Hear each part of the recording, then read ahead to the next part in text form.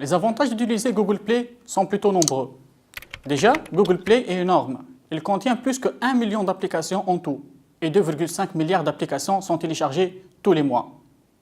Il vous permet de mettre à disposition d'un très grand nombre d'utilisateurs tous vos travaux, dans 190 pays et territoires, à moindre frais. En revanche, vous ne pourrez vendre vos applications que dans 132 pays et territoires, pour des raisons légales. De plus, Google Play dispose d'outils pour vous permettre d'analyser le comportement des consommateurs, de traquer les bugs qui traînent dans votre application et de gagner de l'argent en récompense de votre labeur. La première chose à faire est d'avoir au moins un compte Google valide. Vous pouvez en créer un à partir de cette page. Ce site étant en français, nous imaginons que vous vous débrouillez comme des chefs durant les étapes de la création. Ensuite, il vous faut créer un compte développeur Android à cette adresse. Là, on vous demandera de créer un compte développeur, de signer virtuellement la charte de distribution des applications Android, puis de payer la somme de 25 $.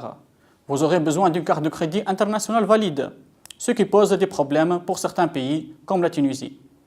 Une fois cela fait, vous pourrez publier autant d'applications que vous le souhaitez. Une fois votre compte créé, le premier écran auquel vous vous trouverez confronté est la console pour développeurs. C'est dans cet écran que tout se fait faire. Tout d'abord, ajoutez un développeur avec qui vous travaillez en équipe. Publier une application et avoir des informations dessus. Se constituer d'un compte Google Marchand pour pouvoir vendre vos applications. Si vous cliquez sur Publier une application, vous vous retrouverez confronté à une deuxième fenêtre qui vous permettra de sélectionner l'APK qui sera mis en ligne à partir de ce formulaire-là.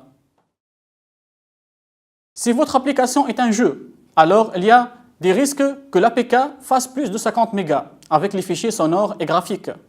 Et Google Play n'accepte que les archives qui font moins de 50 mégas. Il existe alors deux solutions. Soit vous faites télécharger les fichiers supplémentaires sur un serveur distant, ce qui a un coût, soit vous utilisez le bouton « Ajouter un fichier » pour ajouter ces fichiers supplémentaires qui doivent être mis en ligne, ce qui est gratuit, mais demande plus de travail. Le problème avec l'hébergement sur un serveur distant est que les utilisateurs sont rarement satisfaits d'avoir téléchargé 500 mégas au premier lancement de l'application. C'est pourquoi il est quand même préférable d'opter pour la seconde option. Une fois votre APK importée, vous remarquerez que le site a réussi à extraire certaines informations depuis votre application, comme son nom, son icône et tout cela à l'aide des informations contenues dans le manifeste. C'est aussi à cet endroit que Google Play va vérifier la cohérence de ce que vous faites. En effet, si vous avez déjà une application qui a le même nom et le même numéro de version, qui est identique ou inférieur à celui de l'application déjà en ligne, alors vous risquerez bien de vous retrouver confronté à un mur. En cliquant sur l'autre onglet, vous pouvez retrouver devant un grand nombre d'options, dont certains sont obligatoires. Par exemple, il vous faut au moins 2 capteurs d'écran de votre application, ainsi qu'une icône en haute résolution, pour qu'elle soit affichée sur le Play Store. L'encart suivant visible à la figure est tout aussi important. Il vous permet de donner des indications quant à votre application, comme les traductions, d'autres images et la vidéo promotionnelle. Et merci.